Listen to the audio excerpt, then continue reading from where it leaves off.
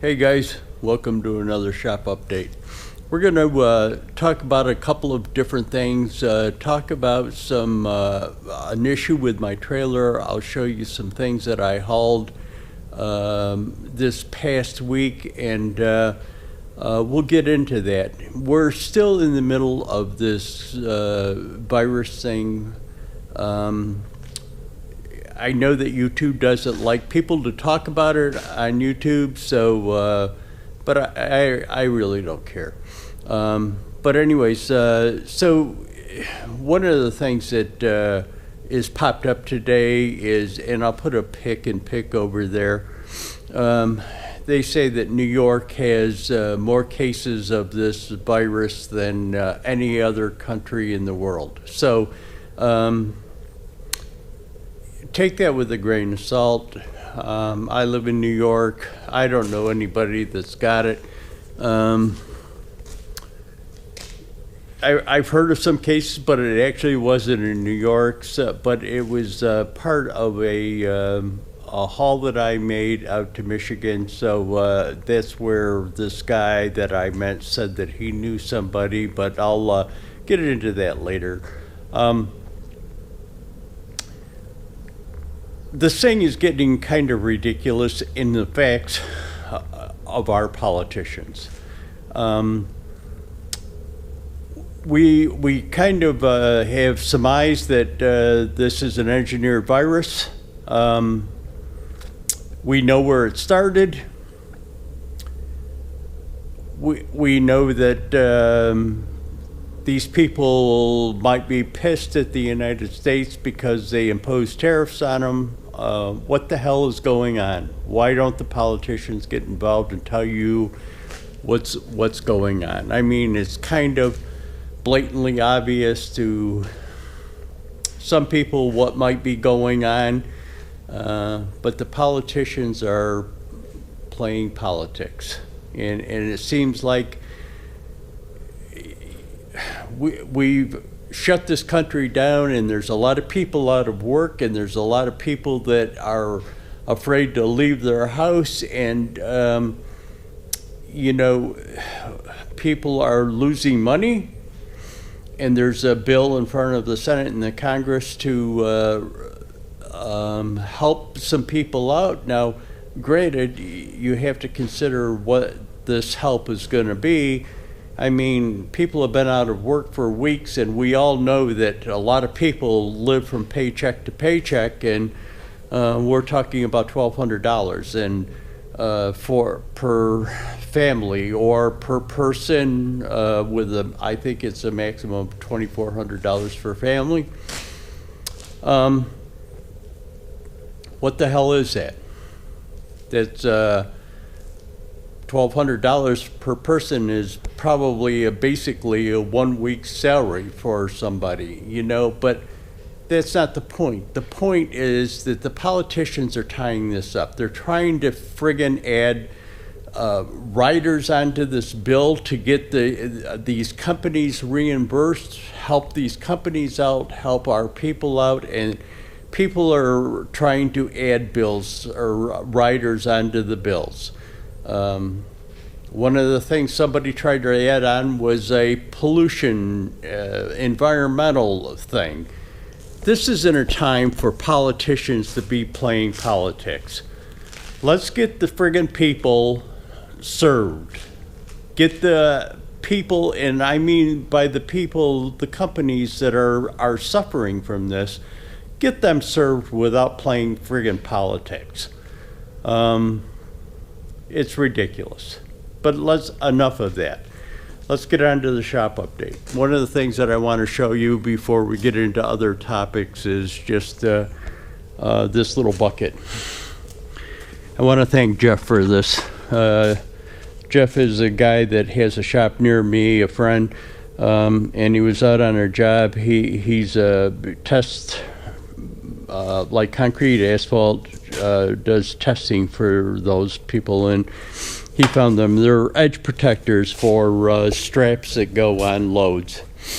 Found that bucket for me, and or found those and put them in that bucket for me. Thanks, Jeff. let's get on to some other things. Okay, I'm out behind the shop, and it's snowing, as you can see. It was like 50 degrees 2 days ago. It was yesterday morning, actually. It was really kind of funny. I got up and went to work, or when it came into the shop. I call it going to work, but it's just coming into the shop. I get up early. So I left the house probably around 6 o'clock in the morning, and it was 48 degrees. I was in the shop and had to go out and check my trailer, and we'll talk about that in a while, but I came out and it was snowing like hell, and it was like 32. It had changed, it had dropped 16 degrees in like an hour and started snowing. This generator I got out of Michigan, and it's going out to the guy in Minnesota. Both of these generators are going to the guy in Minnesota. But there's a story behind this Michigan generator, and we'll go in and sit down and I'll tell you about it. Kind of a weird situation where I picked this up. Really weird. This is a generator out of Long Island, as I had said before. Both of these generators are going to Minnesota. Okay, just sitting on the forklift while we talk about this. So that generator that I had to pick up in Ann Arbor, Michigan, I was given the address from the buyer, from the guy in Minnesota. So I put the address into Google, and actually into Google Earth, and it pinned it, and then the pin popped off of it within a second. And it really wouldn't show me the location of it. So I had talked to the guy and I asked him if the address was right.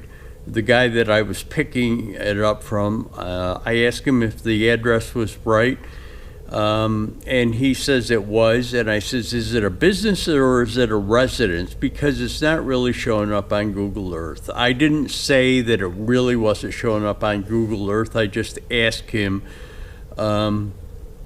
if it was a business or a residence, and he says that it's a residence. And I says, well, do you have capabilities of loading it on my trailer? And he says, oh yeah, we're all set. So I plugged the morning that I left to go to Michigan, I plugged the address into the GPS. The address of the street, and it's not called a street to begin with, it's called a Straße, which is German for street. The numerical address is 5440. 5440 wouldn't come up in the GPS. Now, what it went to on the GPS is 1990. If I plug in a wrong GPS, a wrong address in the GPS, it'll tell me that that address can't be found. It didn't do it on this. It said instead of 5440, it just went to 1990. It didn't say that that address couldn't be found. It just wouldn't accept that address that I put in, and it went to 1990.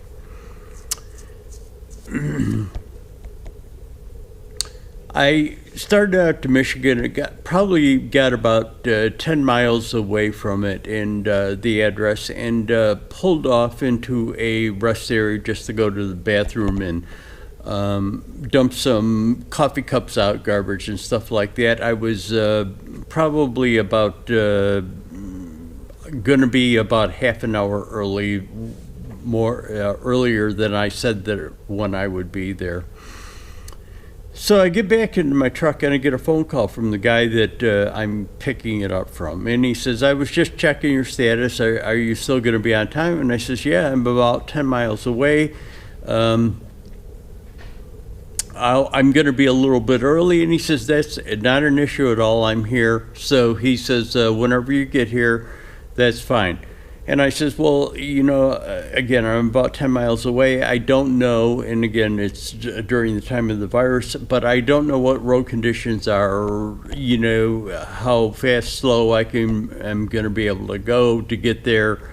So it'll probably be about 25 minutes. And he says, yep, that's fine. And I says, listen, I got to tell you something. I put it into the GPS of the address 5440, and it doesn't come up that way. It came up 1990, and I says the other thing is, I put it into Google Earth, and it won't show me that address in Google Earth. And he says, yep, I know. He says, get onto the street.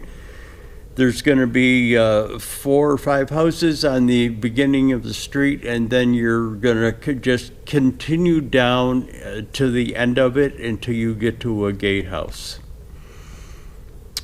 And I says, okay. So I went down the main road that leads to the street, and I actually went past the street because it didn't look like a street. It looked like a driveway. There was a sign, but wasn't a regular street sign. It was kind of a improvised, well, not an improvised, but a higher end like wooden sign that had the street name on it. Still on a pole, but it was a wooden thing. I get on this street, big driveway, let's call it, go past these first 4 or 5 houses, and they are pretty exquisite houses. And I'm thinking, what the heck? Now, this thing is narrow. It is 1 lane. He says after you go past some houses, it's going to be about 2 miles in, and then you're going to come to the gatehouse. And I'm thinking, gee, what the heck is going on? So anyways, I drive in. It's a little winding, it's a street, driveway, let's call it, in my estimation. Every so often there's a wider spot in it, apparently in case 2 cars come onto it, there's a place where you can pull over to let the other one by. I get into this thing, and I come up to this gatehouse, and there's a guard standing in the middle of the road, like waiting for me. So apparently he knew somehow that I was coming in, because I wasn't as long as I had anticipated on getting into this place. So somehow he knew that I was there, whether it be a video camera, some kind of a sensor in the street that let him know that somebody was coming in, but he was standing outside waiting for me, an armed guard. So I pull up to him, roll the window down, and he says, "Are you the guy that's picking the generator up?" And I says, "Yep, I am." And he says, "Okay, now there's a gate in front of me, a gate, or you can go left, and that driveway turns out, loops around, and goes back out again." He says, pull over to the left, and there's a paddock area there. The guy that's going to be loading the generator is back there getting the lift truck fired up and stuff. And I says, okay. Now, I got to tell you, this gatehouse isn't a typical gatehouse. It was made out of brick and had a fancy metal roof. Gables on the gate or the guardhouse. If I was to estimate it, I'd say it was probably, just the guardhouse alone was probably worth $1 million. But let's go on. I pull over to this paddock area, and I kind of see there's a dirted area in the back where there's some equipment sitting back there. When I say equipment, like tractor type equipment, stuff like that. I pull up on the outside of it.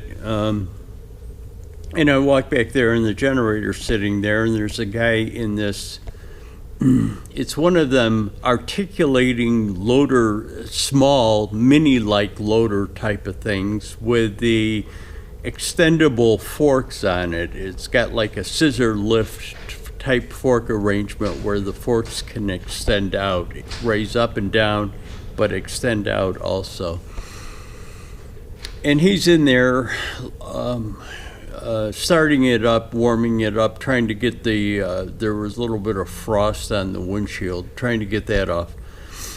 And I was looking at the generator, just kind of making sure that when you put it up on the trailer that the doors and stuff can stay shut, because that's a big issue with hauling enclosed generators, doors popping open on them when you're hauling them. He comes down out of it, and we're looking at the generator, and he says, I've got the package here, it's got the keys and stuff like in it, and that generator, as you saw from the previous clip, is like a fairly new generator. And I says, okay, that's cool and everything. I says, I've got to ask you, what is this a residence, or is there a company back there? Is it a residence? Is it industrial? Is it a company? And he says, no, it's a residence. And I says, do you own it?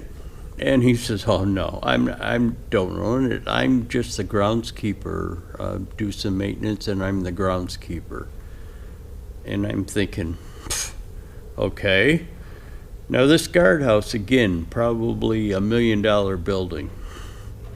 I says, so who owns it? If you don't own it, who owns it? He says, I can't tell you. I says, okay. Old school money, new school money? He says, old school money, auto industry. And I says, but you can't tell me who it is? And he says, no, I'm not allowed to tell you who it is, but it's old school, big money, auto industry. Okay, as you saw, somebody walked in on me while I was talking. Again, it was old school auto industry, old school money auto industry. I had afterwards, that annoyed me that I couldn't, that the address wouldn't come up, only to find out that apparently if you pay Google, they'll take it off of the maps, take it off of Google Earth, etc. I did some research. I had my grandson do some research. He couldn't find anything. Again, I could find the houses that are at the beginning of the street and their tax rolls. The houses are all over $1 million. But nothing on that house. So this was probably a couple of weeks ago. Since then, I have come up with a image of the house off of satellite imaging. Gonna put it over there. Again, I don't know who lives there, but regardless of the point, we'll leave it at that. And that's the generator that I showed you outside that I brought back from there. The reason why they got rid of that, they replaced it for a bigger generator. But anyways, I'll bring you back. Here's a little bracket that I made to mount. I had showed you before. I have that inverter in my truck, and it's got a remote plug and switch on it so that you can plug stuff in and turn the inverter on remotely. So what I'm going to do is mount it onto my RAM mount, the post for my RAM mount that holds the tablet and my phone, but I needed a bracket for it, so I just made this bracket, cut it out. I cut it out using a cutoff wheel on an angle grinder, and then just kind of cleaned it up using a file. Just stuck it in a vise and used the file to clean it up. Kept test fitting it on there. Then I put it in brake and bent the support arm, let's call it. But I just got done. I put a primer coat on it and then just put a coat of black paint on it. If the thing works and I like it, what I'll probably end up doing is, instead of having it painted, I'll just maybe have it powder coated. But anyways, there it is. I'll bring it back. Not sure if you're getting blown out by the light, but I'm not sure. I kind of thought that I had showed you guys the little sketch that I made for that bracket, and here is a bracket, and of course that checkered area or slashed area is the cutout for the where that inverter mount goes. Well, the inverter switch goes. What I did is I just cut it out of the bottom of that piece of plate right there. Now you notice that there was two of them. I screwed up in the first one. I misread my drawing and took the measurement for the knockout. So I had to cut another one. But shit happens. So here's the inside of the truck, and I had showed you in a previous shop update the RAM mount. Well, subsequently what I got is a mount for my phone. I wanted that mount for my phone because I leave my phone sitting. My old phone was an issue with their charge on it. The cord, you couldn't get the cord to stay. You had to like wrap the cord around the phone a certain way and set it just right to get it to keep charging. It was the plug adapter for the phone. It was an iPhone. It was a plug adapter. No matter what cord you got, you could buy a new cord. It wasn't the cord, it was actually the plug in the phone was the issue. So I used to have issues with my phone. I would have to set it in the passenger seat and kind of cushion it with like a hoodie or something like that, you know, where it sat just a particular way, and every time you went over a bump you would wonder if the damn phone was still charging. It was really a pain in the ass. It was a pain in the ass for that, and it was a pain in the ass because when I was setting it on the seat, sometimes if you stop or you go around a curve or something like that, the damn thing would fall off. So I wanted that mount so that the phone could be in a fixed place, in a secure fixed place. And I don't really use the phone on speaker because you can't use a speaker phone with the truck. The truck is kind of loud and you have that drone in the background. So I've got a headset up there that uses Bluetooth to the phone, and I can just use a headset. I don't even have to do anything. I can just tell the headset to which is Siri actually. You just push a button on the headset, it picks up Siri, and you have Siri dial a number for you or whatever. If you're receiving a call, you don't even have to do anything. It'll ask you, do you want to accept the call or reject the call, and all you have to do is accept or reject, and it answers automatically. But anyways, I just want a location for it. Now, that other bracket, that lower bracket, is something that I bought separately to mount that plug to. They're logically, nothing that they have adapts that plug to a mount, so I had to build something, and I've kind of shown you a little bit as I was building it for it, but I'll get into more details about this mount situation and how I'm going to adapt it to it. but I'll bring you back. So here is that mount that I bought, and I had showed it to you up there, but the ball wasn't on it. I just stuck the ball back on. So what I'm going to do is there's a screw that holds that ball on. What I'm going to do is change. It's like a 1/4-20, I think, or somewhere's around there. What I'm going to do is cut that ball off, and then just use the base to screw this thing onto. So it'll be like that. But anyways, I'll bring you back as I do it, or after I do it. What I've got to do is take this thing apart. Fits in there, but the wires are in the way. I've got to get it past the wires. So what I'll do is take it apart and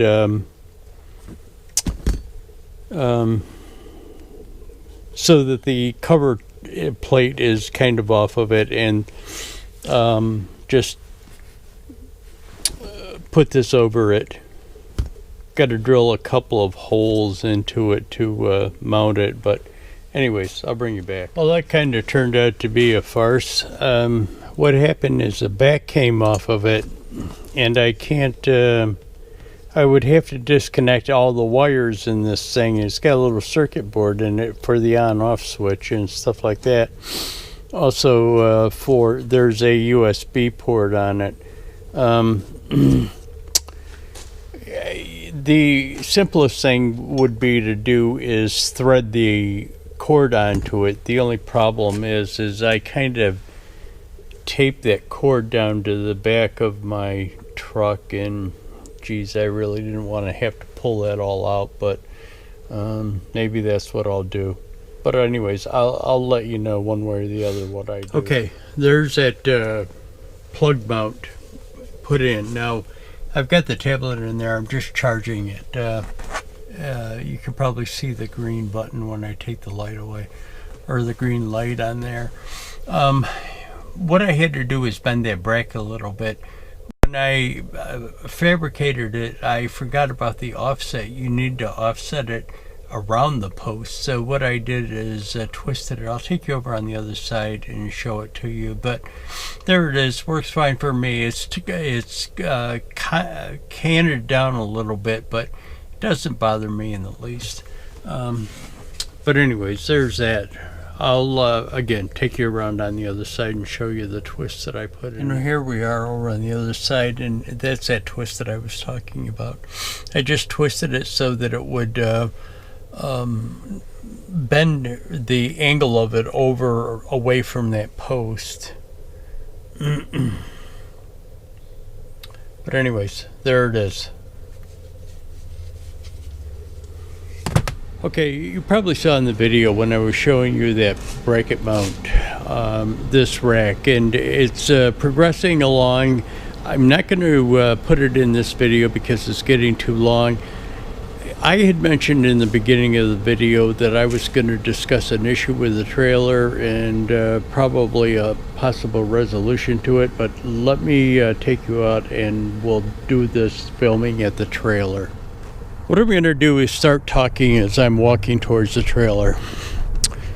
What my issue was, on concrete roads that have expansion joints in it, as you all probably know, there's a ripple effect in that. I have that issue with my trailer extensively. So what I thought it was at first was a harmonic effect by the axle spacing of the trailer to the axle spacing of the rear axle on my truck. I thought they were kind of in sync and would create that bouncing effect. I'm sorry I cut you off because there was somebody walking down the railroad tracks. Anyways, what I thought it was is a harmonics effect between the trailer axles and the truck axles. The spacing that was creating it. Then I got a link to a YouTube video of a guy in California that owns a Diamond C trailer, but his trailer is shorter, so the axle spacing, the distance between his trailer axles and the truck axles would be different, and he was having the same issue. which led me to believe it was caused by the torque tube. And there's a torque tube in long trailers, long gooseneck trailers, that kind of stabilizes a trailer if you side load it or anything like that. It stabilizes it, keeps it level, the deck level. What I thought it was doing was taking the bounce on the expansion joints in the trailer axles and transferring it up to the front, or the hitch, the gooseneck, or the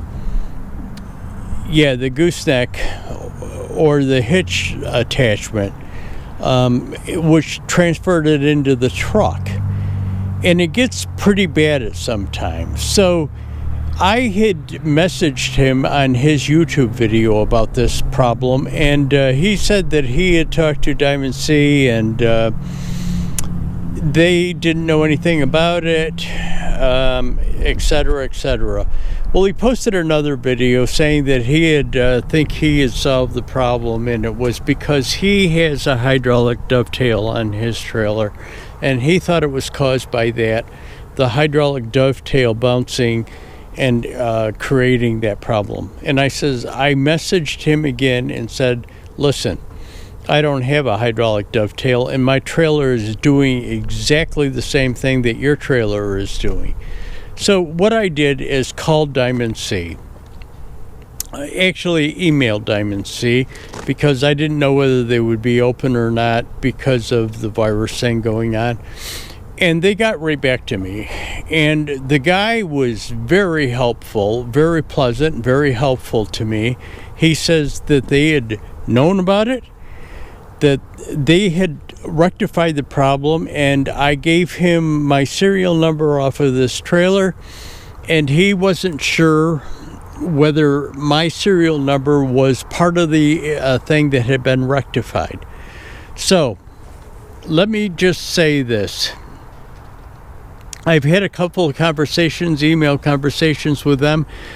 They're thinking right now that my trailer was the one that had been rectified, because the torque tube, what they did was apparently the torque tube on the previous models that they had problems with, this bouncing effect, the torque tube ended before the front axles. My torque tube ends at the center of the two axles, and they said that's what they did to rectify the problem. But they are going to get back to me. So I'm going to leave this issue with the trailer until I get it resolved with them, however I get it resolved with them. I'm not looking for anything. All I want to do is just get that problem fixed or stabilized.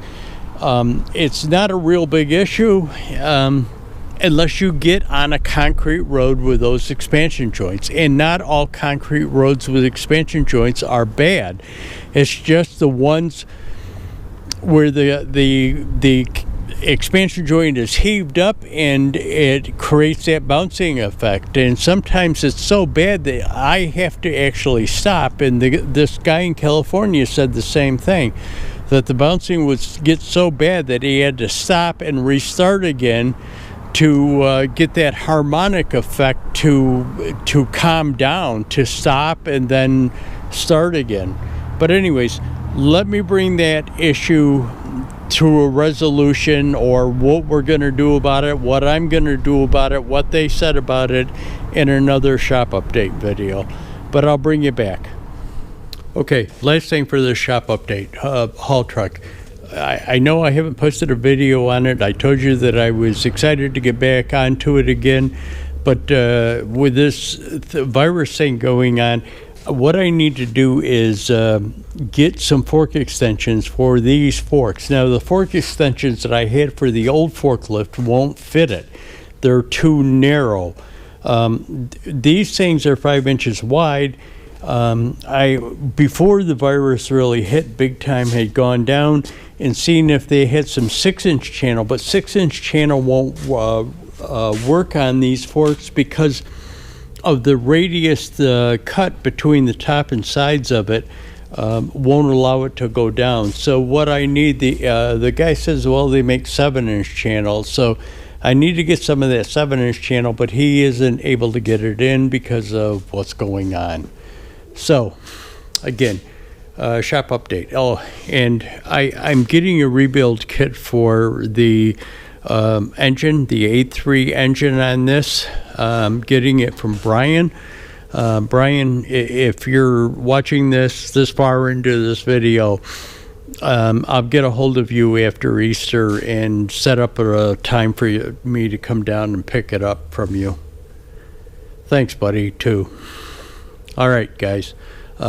This is going to be it for this video. Again, I don't want to get going on this topic again, but this politics and holding up the bills that are going to be paying businesses and shit like that is ridiculous. We've got to get this partisan bullshit in our Congress and Senate to stop.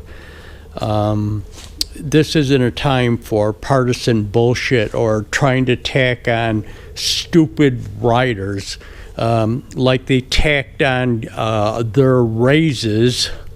You know that they tacked on I think it's a $36,000 a year raise to their salaries onto these bills. But again, if one of your politicians is in on this shit, message them.